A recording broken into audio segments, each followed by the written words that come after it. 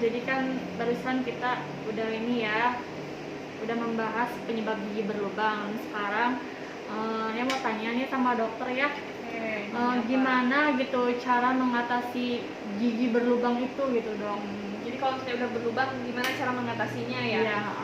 Sebenarnya sih idealnya kalau misalnya gigi udah berlubang, kita harus lakukan penambalan gitu. Jadi gigi yang lubangnya itu kita tutup pakai tambalan. Nah, tapi sebenarnya untuk tambalannya harus dikonsultasikan lagi. Kalau misalnya memang lubangnya masih sedikit nih, nggak terlalu dalam, itu bisa kita langsung tambal dengan bahan-bahan yang ada.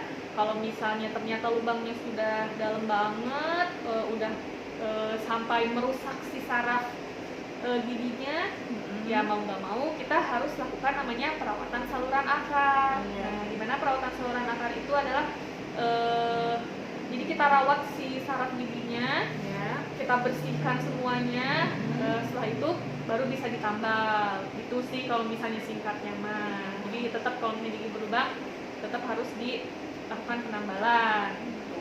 Tapi kalau misalkan gigi kita nggak sakit nih dok, jadi itu gimana dok tambalnya? Masih saluran akar atau langsung tambal permanen? Sebenarnya kalau misalnya giginya nggak sakit karena apa ya, misalnya dia sebenarnya udah pernah sakit nih, tapi udah lama, kan biasanya banyak kayak gitu ya nih ya.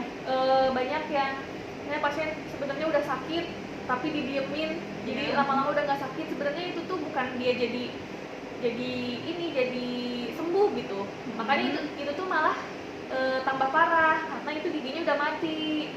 Nah, kecuali kalau misalnya pasien datang ke dokter masih ada keluhan ngilu saat minum dingin atau lagi wudhu kan, biasanya banyak kayak gitu. Nah, itu sebenarnya bisa kita langsung tambal. Nah, kecuali kalau misalnya ada riwayat pasiennya udah pernah sakit nyut-nyutan tapi tiba-tiba sekarang lama-lama udah nggak sakit, nah itu sebaiknya sih ya dirawat saluran akarnya.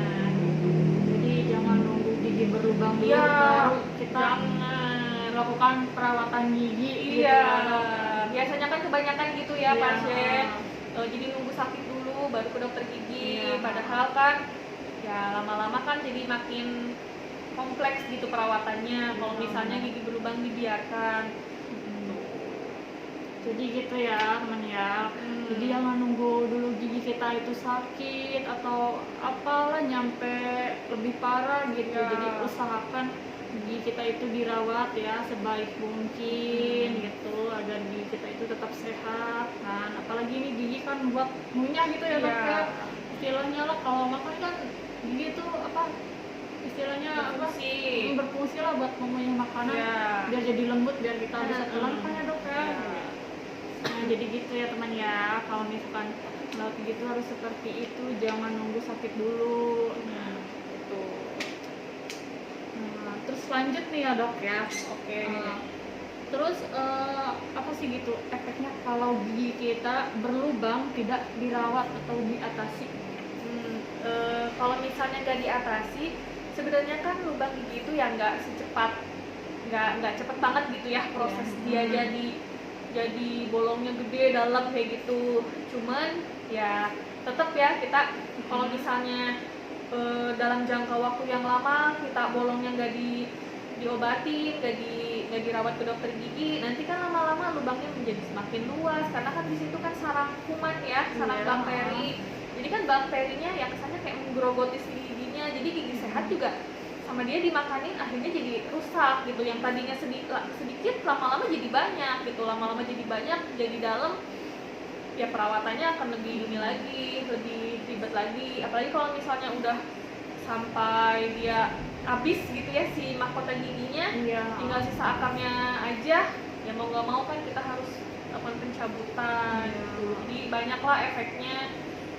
Terus bisa juga nanti jadi kalau misalnya nggak dilakuin tindakan, nanti bisa juga bakterinya kan nanti berkumpul dia masuk ke si gusi, lama-lama bisa jadi abses atau isinya itu nanah, jadi gusinya bengkak. Jadi itu lebih parah lagi kan. Jadi Gitu. gitu. Iya. Jadi gitu ya teman-teman ya, kalau gigi berlubang tidak dirawat itu bisa menyebabkan abses, Iya. terutama bisa menyebabkan pembengkakan pada gusi dan beranak juga ya dok ya. Iya, isinya nanah. Jadi gitu.